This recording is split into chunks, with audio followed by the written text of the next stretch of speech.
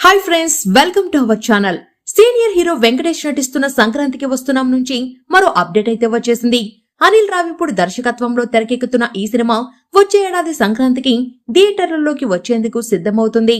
వెంకటేష్ సరసన ఈ సినిమాలో మీనాక్షి చౌదరి, ఐశ్వర్య రాజేష్ నటించారు. ఇప్పటికే ప్రమోషన్ స్టార్ట్ చేసిన చిత్ర యూనిట్ శనివారం ఒక సాంగ్ ప్రోమోను రిలీజ్ చేసింది.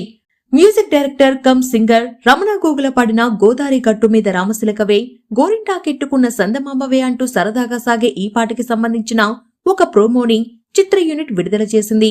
ఇందులో వెంకటేష్, ఐశ్వర్య రాజేష్ రొమాంటిక్ గా డాన్స్ చేస్తూ కనిపించారు. ఈ పాటని పూర్తి లిరిక్స్ తో డిసెంబర్ 3వ తేదీన రిలీజ్ చేయబోతున్నట్లు ప్రోమోలో చూపించారు. రమణ గోగులతో కలిసి ఈ పాటని తెలంగాణ ఫోక్ సింగర్ మధుప్రియ పాడబోతున్నట్లు తెలుస్తుంది.